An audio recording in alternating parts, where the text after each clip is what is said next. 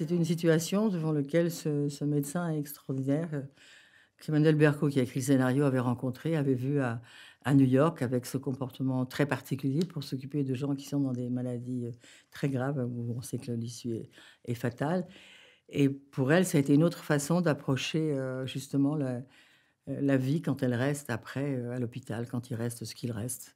Et c'est vrai que c'est quelque chose de enfin, je trouve que c'est quelque chose qui paraît très très violent. Peut-être qu'aux États-Unis, c'est différent, je crois, parce que les médecins, souvent, disent vraiment les choses quand on veut savoir la période, ce qui reste, le temps. Mais après, je ne sais pas comment ils le vivent. Mais en Europe, je sais que c'est très différent.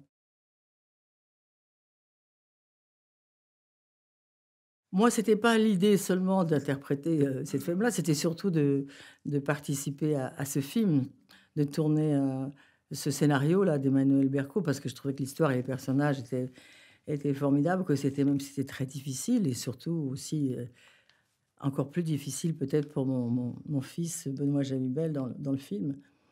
Mais parce que je trouvais que l'histoire était très très forte, que c'était très très particulier, une approche, très très différente de ce dont on parle et la façon dont on parle ou on bouge. Sinon, quand on montre des gens qui sont dans un terme de leur vie qui est très, qui est voilà, entre parenthèses, mais définitivement, proche de la fin. Mais Benoît, c'est quelqu'un que je connais, Benoît Magimel, je le connais depuis un certain temps, donc le le rencontrer, le retrouver, je veux dire, quand on a tourné comme ça des films ensemble, il y a quelque chose qui reste comme ça, qui reste lié. Donc même si on ne se voit pas, on ne se voit pas pendant en dehors des tournages, je le comprends très bien, moi non plus.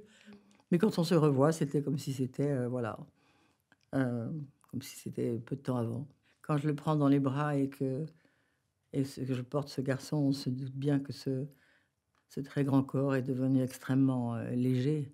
Oui, oui, c'était ça, c'est une image d'Emmanuelle à laquelle elle tenait beaucoup d'avoir cette image comme une chose presque une image presque religieuse, hein, de cette mère avec cet enfant dans les bras et qui peut-être n'est plus tout à fait vivant.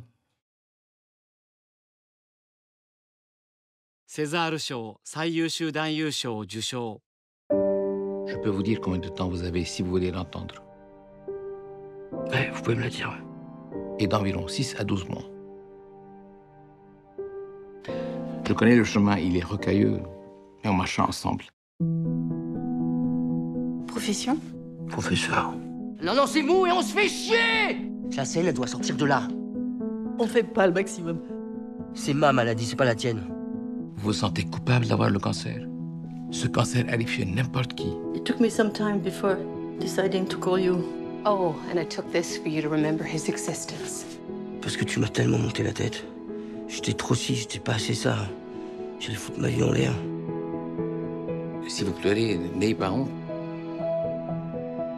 J'ai peur d'avoir eu peur toute ma vie. Would it be easier for you to meet him? Le cancer est en train de gagner la bataille. Rien avec quoi vous n'êtes pas en paix. C'est pourquoi je voudrais que vous réexaminiez le bureau de votre vie. 人生の最後に愛する人に伝える言葉は Voyage, voyage. Pardonne-moi. Je te pardonne. Et ça s'adresse bien sûr à vous tous, hein, pas seulement à accomplissez-vous. Accomplissez-vous. En lui disant, tu es déjà notre héros. Tu peux partir. C'est le sang de Léandre. Merci. Je t'aime. Je t'aime. Je t'aime. Sur l'eau, ça 愛する人に伝える言葉。あなたの言葉は何ですか？